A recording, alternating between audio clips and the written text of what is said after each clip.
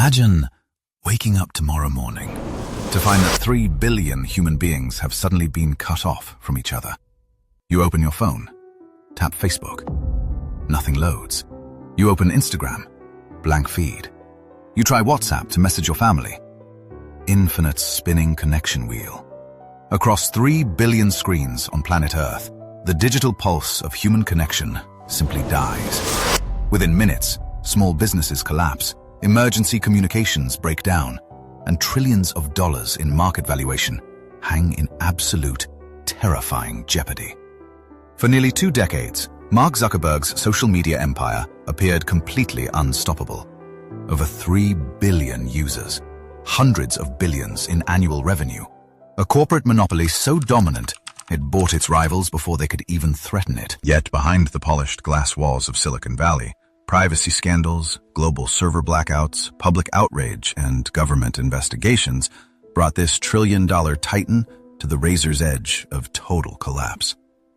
How did the fastest-growing technology company in human history almost die?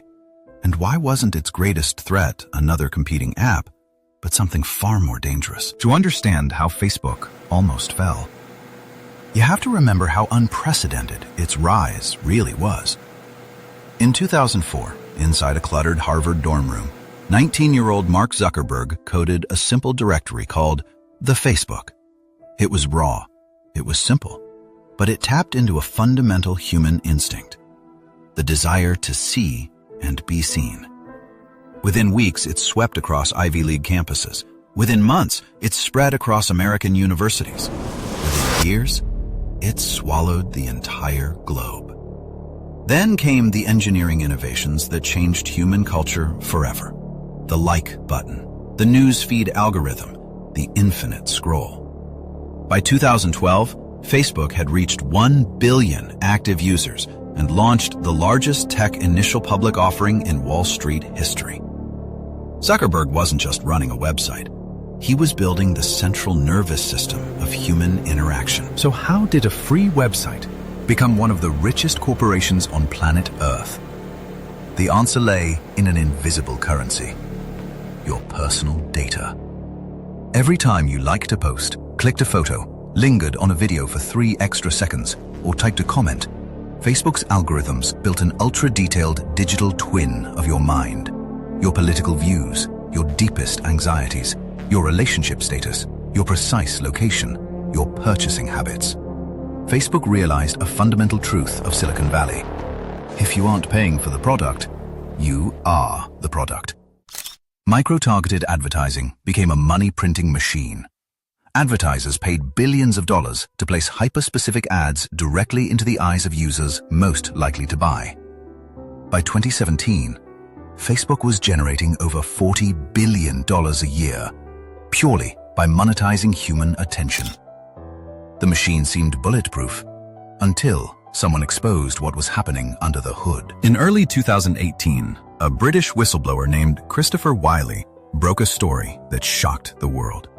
A political data firm called Cambridge Analytica had harvested the private personal data of over 87 million Facebook users without their explicit consent.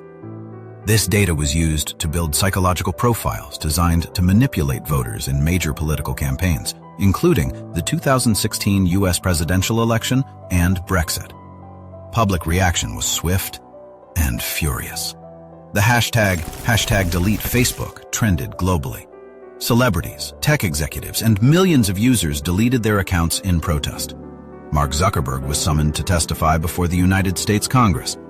For 10 grueling hours, under the glare of international news cameras, Zuckerberg sat alone in a suit, grilled by senators demanding to know why Facebook had failed to protect user privacy. Facebook was slapped with a record-breaking $5 billion FTC fine.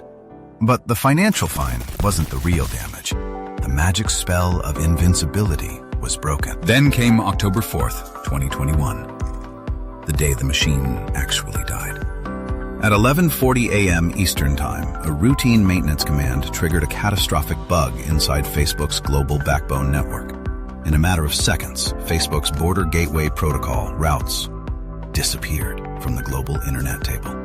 It was as if Facebook, Instagram, WhatsApp, Messenger, and Oculus had been completely erased from the internet. Worse yet, the outage locked Facebook's own engineers out of their internal systems. Smart keycards stopped working at Meta headquarters. Engineers couldn't access server rooms. Internal communication tools went pitch black. For 6 agonizing hours, 3 billion users were stranded in digital silence. Small businesses lost tens of millions in sales per hour. It was the largest global outage in social media history, a stark reminder of how fragile a centralized digital monopoly truly is. The fallout from the 2021 outage and ongoing privacy scandals was brutal. During those 6 offline hours, Mark Zuckerberg personally lost over $6 billion as Meta stock plummeted on Wall Street. Advertisers began shifting budgets to rival platforms. Apple introduced app tracking transparency on iOS, cutting off Facebook's ability to track iPhone users across other apps, costing Meta an estimated $10 billion in lost ad revenue in a single year. For the first time in its 18-year history, Facebook reported a quarterly decline in daily active users. Wall Street panicked. Between late 2021 and 2022, Meta's market capitalization collapsed by over $700 billion, a historic destruction of corporate value. The world was asking a question that once seemed impossible. Is Mark Zuckerberg's empire dying? Cornered by scandal, regulation, and slowing user growth, Zuckerberg made the boldest gamble in corporate history. In October 2021, he announced that Facebook Inc. was changing its name to Meta. He pivoted the entire focus of the company away from 2D social media feeds toward the metaverse, a 3D virtual reality world where people would work, play, and socialize using VR headsets. Zuckerberg poured tens of billions of dollars into reality labs, buying VR hardware patents, hiring thousands of spatial computing engineers, and building Quest VR headsets. Wall Street investors were horrified by the staggering burn rate, calling it a billionaire's sci-fi vanity project. Skeptics mocked the early metaverse avatars, and Reality Labs lost over $40 billion in a span of 3 years. Zuckerberg had staked the future of his trillion-dollar company on a vision that might be 10 years ahead of its time. While the metaverse burn continued, a new existential threat emerged: TikTok. ByteDance's short-form video app was captivating Gen Z users at an unprecedented rate, threatening Facebook's core engagement. Zuckerberg reacted aggressively. Meta cloned short-form video by launching Instagram Reels and Facebook Reels. When Twitter stumbled under Elon Musk's ownership, Meta launched Threads in 2023, signing up 100 million users in just 5 days, the fastest-growing app launch in human history. Simultaneously, Meta pivoted heavily into artificial intelligence, open-sourcing its Llama AI models to compete directly with OpenAI and Google. By ruthless execution and sheer engineering scale, Meta stabilized its user base and clawed back market capitalization to new record highs above $1 trillion. Looking back at the catastrophic outages, congressional interrogations, and historic stock crashes, did Facebook almost die? Or did Mark Zuckerberg execute one of the greatest corporate survival pivots in technology history? The lesson of Facebook's darkest era is clear. The greatest threat to a tech empire is never a faster competitor or a newer app. It is losing the trust of the human beings who use it. Nova Atlas, explaining the modern